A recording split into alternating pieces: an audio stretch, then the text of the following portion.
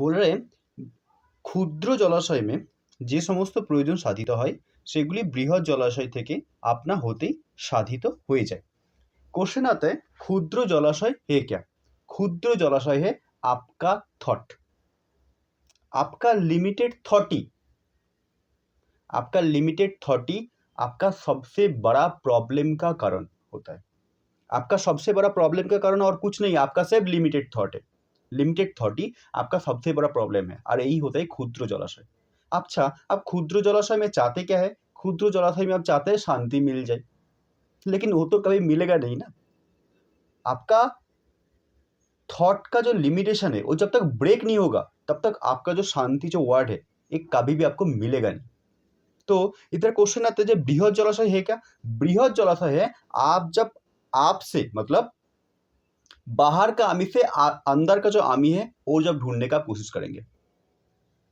समझ पड़े? आपका बाहर का जो आमी मतलब जो आमी मेमोरी का बेस में बन गया है वो आमी को जब छोड़ पाएंगे, आप अंदर का आमी को जब ढूंढ पाएंगे तभी जाके आप बृहद जलाशय का संधान भी आपको मिल जाएगा और उस टाइम आपका जो नीड है, जो शांति आप चाहता है वो आपको अपने आप से ही मिल जाएगा। क्वेश्चन होता है जो लोग बृहद जलाशय ढूंढने का कोशिश क्यों नहीं करते? कोशिश इसीलिए नहीं करते क्योंकि उसका मेमोरी को वो इतना जल्दी हटा नहीं पाते अपने आप से।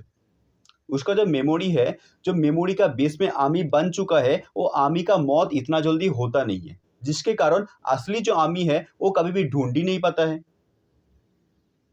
आपका जो आमी है मतलब असली आमी जो है उसको मिलने के लिए बाहर का जो आमी है उसको खत्म करना पड़ेगा और जब तक आपका आमी खत्म नहीं होगा तब तक आपको कुछ मिलेगा नहीं। मतलब जो आप चाहते हैं शांति वो कभी भी मिलेगा नहीं। इसके लिए बोल रहे जे आप जब बृहद जलाशय का संधान करने जाएंगे तो क्षुद्र जलाशय भी आप जो चाहते हैं, क्षुद्र जलाशय में चाहते क्या है? शांति मिल जाए। आपका आपका मेमोरी का बेस में जो रिएक्ट जो करता है ये जब जान पाएंगे जे मैं मेमोरी का जो बेस है इसके ही थ्रू मैं रिएक्ट करता हूँ, लेकिन ये मैं नहीं हूँ, ये मेरा एक मेमोरी है। ठीक है, ये जब आपके पास ये अंडरस्टैंडिंग क्लियर हो जाएगा तभी जाके आपका जो आमी है उसके साथ जाके आप मिल सकता है। समझ गया? बोले भगवाনের उपासनाর माध्यमे যিনি परम ब्रह्म का ज्ञान लाभ किया है उसके बाद সবকিছু का উদ্দেশ্য উপলব্ধি করেছেন তার কাছে সমস্ত বেদের উদ্দেশ্য সাধিত হয়েছে। पहला क्वेश्चन है भगवाনের उपासनार माध्यमे।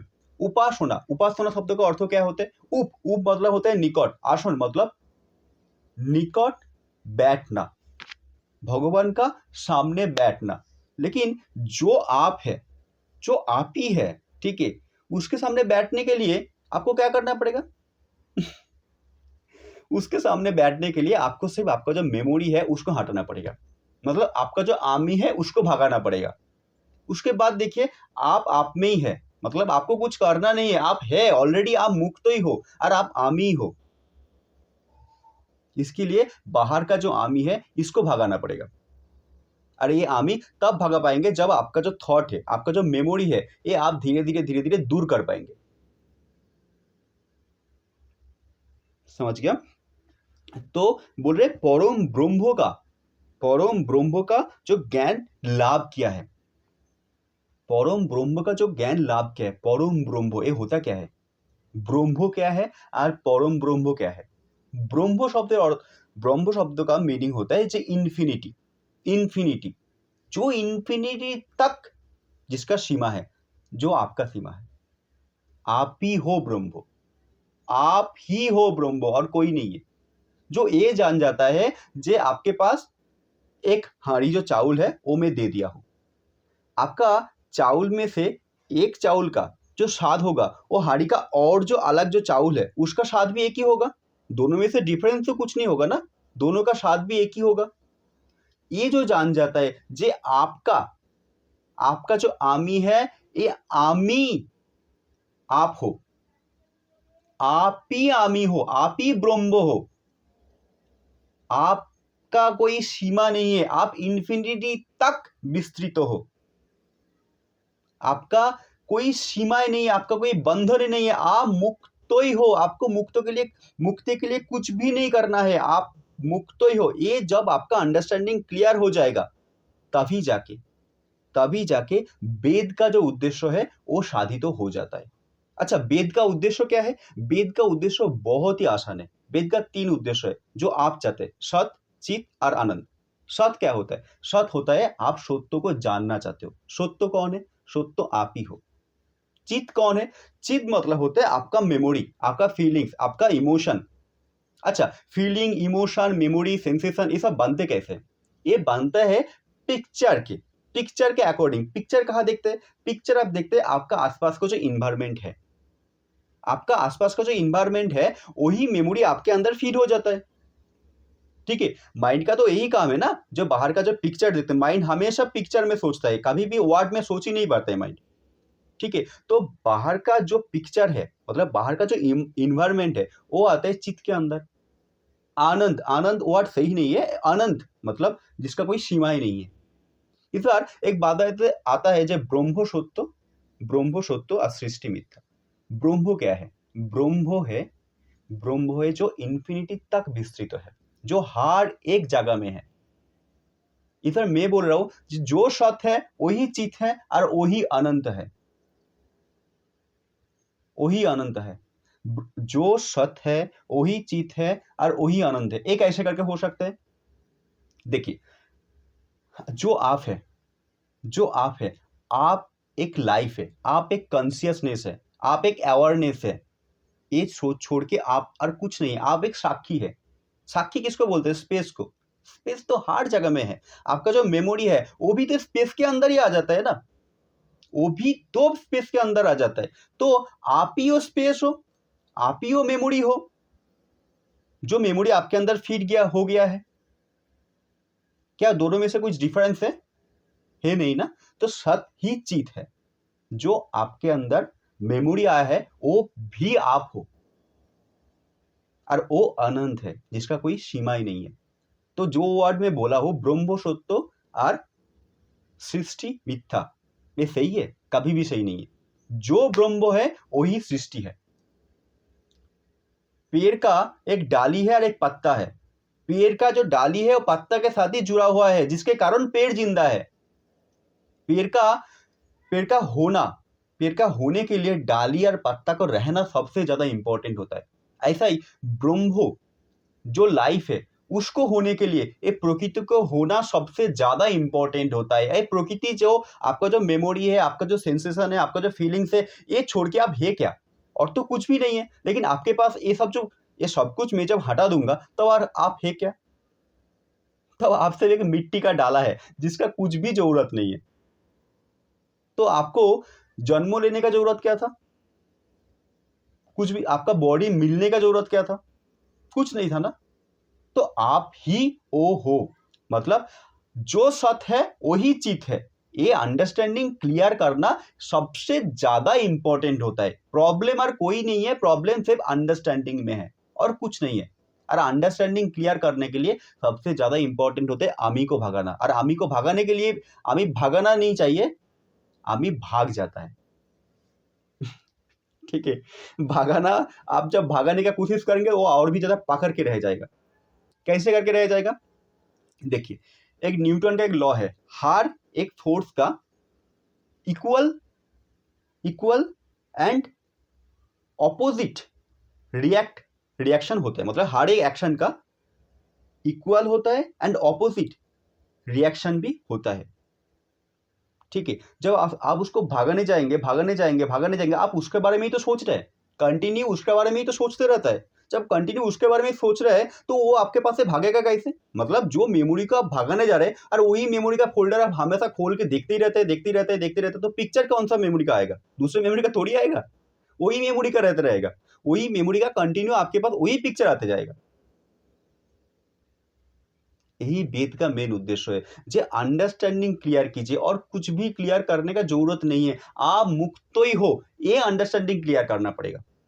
और आप ही सब कुछ हो, आमी में ही सब कुछ आता है, आमी के बाहर और कुछ होता ही नहीं है।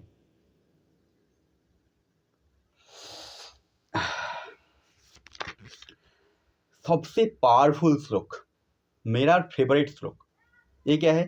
कर्मण्येवाधिकारस्ते मा फलेषु कदाचन मा कर्मफल हेतुर्भू ते संगहस्ति कर्मणि। पावरफुल, गीता का सबसे पावरफुल श्लोक है।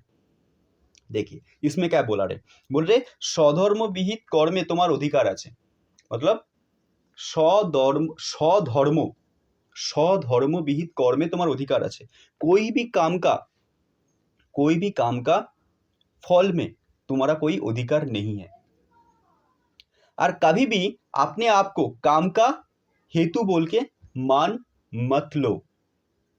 और कभी भी स्वधर्म जो आचरण है वो करने में कभी भी और आसक्त नहीं करो, और नहीं करने में कभी भी आसक्त मत हो जाओ। ठीक है, धीरे धीरे समझ लो। पहला होता है स्वधर्म है क्या? स्वधर्म, स्वधर्म मतलब क्या है? स्व मतलब निजे, धर्म मतलब जो आप धारण करते हैं। धर्म मतलब ये नहीं है हिंदू है, मुस्लिम है, क्रिश्चियन है, जैन है, पारसी, ये धर्म का मतलब है ही नहीं। इसके लिए गीता को बोला जाता है धार्मिक बुक, जो लोग सोच लेता है, लेकिन गीता कोई धार्मिक बुक है ही नहीं जो आप सोचता है। तो स्वधर्म मतलब क्या है? स्वधर्म मतलब आपका नेचर के अकॉर्डिंग जो आप काम करते हैं वही होता है आपका धर्म। आपका नेचर के अकॉर्डिंग, आपका जो गुण है उसके अकॉर्डिंग जो आप काम करते हैं वही होता है आपका स्वधर्म। ठीक है, बोल रहे स्वधर्म विहित काम में तुम्हारा अधिकार है।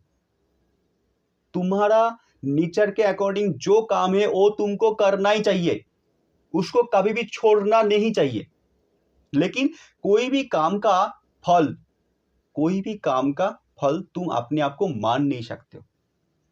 ये बहुत ही इंटरेस्टिंग वर्ड है। काम कर रहे हो लेकिन फल का कोई आशा नहीं है, ये कोई कर सकता है?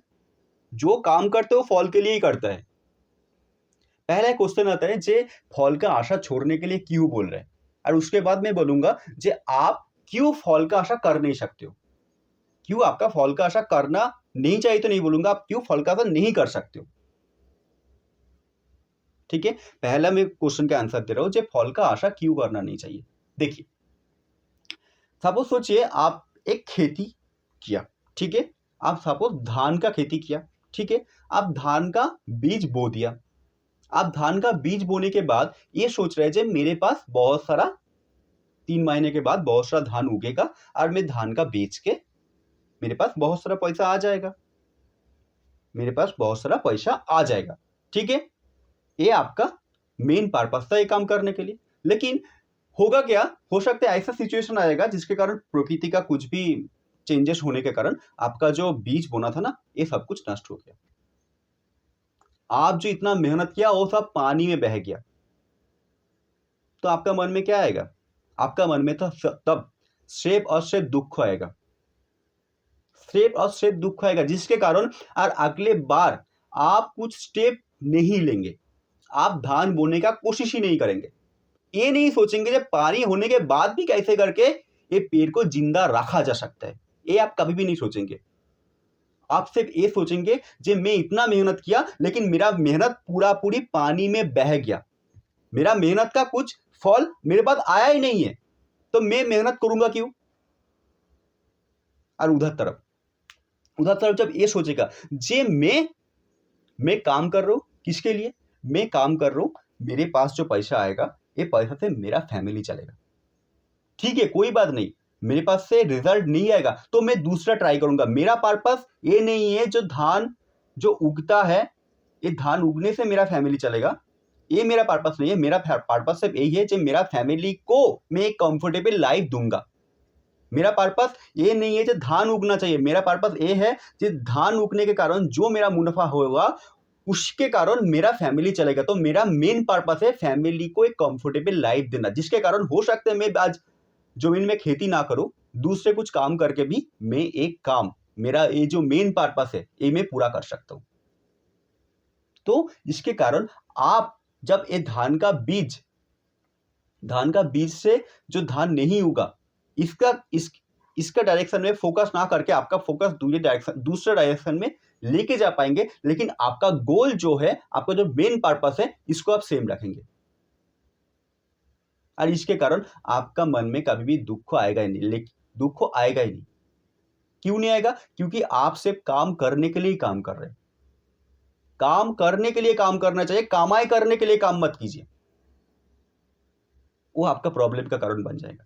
और उधर तरफ जब आपका बहुत सारा खेती हो जाएगा, बहुत सारा आप जो चाहता है वो मिल जाएगा, तब क्या होगा? आपका मन में ईगो आ जाता है,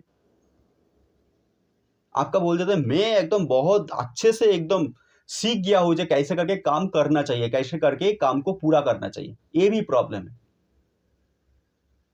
ये सबसे बड़ा प्रॉब्लम है। मतलब पहले जो दुख आता है ना, इसमें से आपका माइंड का जो स्टेबिलिटी रहता है, उससे बहुत सारा बुरी हालत हो जाएगा जब आपका दुख आएगा, जब आपको ईगो आएगा आपका मन में, जब आपको अहंकार आ जाएगा, तब और भी ज्यादा बुरी हालत हो जाएगा। तब क्या होगा? आपके साथ जो जुड़ के काम करता है ना, उसके साथ आप बुरा व्यवहार करना स्टार्ट कर देंगे, और जब बुरा व्यवहार करना आपको स्टार्ट कर देंगे, तब वो लोग भी आपके पास से भाग जाएगा, वो लोग भी आपके साथ काम नहीं करेगा। तो क्या आप खेती कर सकते हैं तब? कभी भी नहीं कर पाएंगे। तो इसके लिए सिर्फ काम करने के लिए काम कीजिए, यही कृष्ण हमें बोल रहे हैं। आशा को छोड़ के जब आप काम कर पाएंगे, तब से आप काम करने के लिए ही कुछ काम करेंगे। इस बार मेन क्वेश्चन आता है, जे आपको कोई काम का हेतु क्यों नहीं मानना चाहिए? आपको कोई काम का हेतु क्यों नहीं मानना चाहिए? ये क्यों कृष्ण बोला है, जे आप कोई काम का, अपने आप को कोई काम का हेतु, मतलब आप कोई काम का रीजन आप अपने आप को मान नहीं सकते। एक कृष्ण क्यों बोला है? देखिए, इसका आंसर कितना सिंपल है। आप काम कैसे करके कर पाते हैं? मैं एग्जाम्पल फिर से ले रहा हूं, जे आपके पास आपको आपको ये गुलाब जामुन खाने का आपको बहुत अच्छे से मन किया है, ठीक है? आपका मन में इच्छा आया है, डिजायर आया है, जब मैं गुलाब जामुन खाऊंगा, ठीक है? लेकिन उधर तरफ से एक डर भी है, जब मैं गुलाब जामुन खाऊंगा तो मेरा जो शुगर है, ये शुगर बढ़ जाएगा। शुगर बढ़ जाने के कारण, ये छोटा सा गलती के कारण मेरे को क्या करेगा? मेरे को डॉक्टर को बहुत सारा पैसा देना पड़ेगा, ठीक है? जिसके कारण आप वो गुलाब जामुन नहीं खा सकते। और उधर तरफ जिसका मन में कोई डर ही नहीं है, तो वो क्या करेगा? गुलाब जामुन जाके खा लेगा। समझ गया? कर्म एक सिंपल चीज होता है।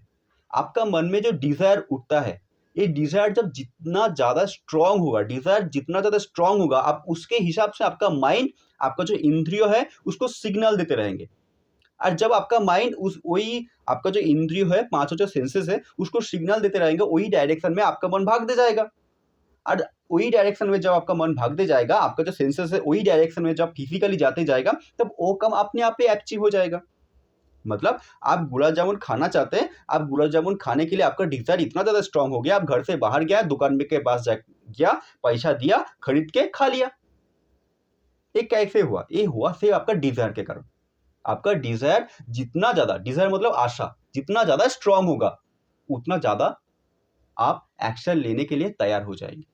और उधर तरफ डिजायर के साथ साथ जब फेयर आ जाएगा, तब एक्शन लेने के लिए आप सोचते रहेंगे, आपका इंटेलिजेंस बीच में आएगा। डिजायर स्ट्रांग होना भी प्रॉब्लम नहीं है। प्रॉब्लम क्या होता है? प्रॉब्लम क्या होता है जानते हैं? प्रॉब्लम होता है जब आप दोनों का बैलेंस नहीं कर पाते, जिसके कारण आपका डिजीज आता है। डिजीज का मतलब क्या है? डिजीज मतलब आराम। जब कोई भी चीज में आप कंफर्टेबल फील करना चाहता है, कंफर्टेबल लेना चाहता है, वो हो जाता है आपका प्रॉब्लम। मतलब सॉल्यूशन जब ढूंढने जाता है ना, सॉल्यूशन भी वो सॉल्यूशन ही प्रॉब्लम का कारण बन जाता है। हर एक सॉल्यूशन प्रॉब्लम का कारण बन जाता है। डिजीज मतलब क्या है?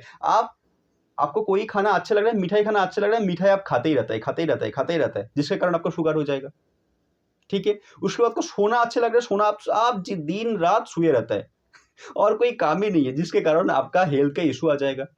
तो कोई काम का नींद ऐसा आप ये भी नहीं करना चाहिए, चाहे आप नहीं सोइए, वो भी प्रॉब्लम हो जाएगा, तो आपको और भी हेल्थ इशू आना स्टार्ट हो जाएगा। तो हर एक काम में बैलेंस करना सबसे ज्यादा इंपॉर्टेंट होता है। तो इसके लिए काम करने के लिए काम कीजिए, ठीक है? बार बार एक चीज बोल रहा हूं, काम करने के लिए काम कीजिए। तो अभी जो क्वेश्चन में पूछा था, जे आप कोई काम का हेतु अपने आप को मान नहीं सकते। आप क्या है? आप एक साक्षी है, आप ये सब कुछ को देख रहा है। जो देख रहा है वो कुछ काम कर रहे, वो तो कुछ नहीं कर रहे है ना, आप तो एक साक्षी है। तो आप काम कैसे करके कर पा रहे? आपको मन में एक सेंसेशन आया, जिसके कारण आपका डिजायर स्ट्रांग हुआ, डिजायर स्ट्रांग होने के कारण आप एक्शन ले लिया। ठीक है, तो इसमें साक्षी का क्या इन्वॉल्वमेंट है? कुछ नहीं है ना। बस यही होता है इसका सिंपल सा मतलब। और उसके बाद जो अगले जो टॉपिक आएगा, जे कोई काम का कर्मफल का हेतु आपको क्यों मानना नहीं चाहिए, और स्वधर्म विहित काम ना करने का आसक्ति आपका मन में क्यों आना नहीं चाहिए, ये मैं अगले वीडियो में बताऊंगा। बहुत बहुत धन्यवाद ये पूरा वीडियो को सुनने के लिए।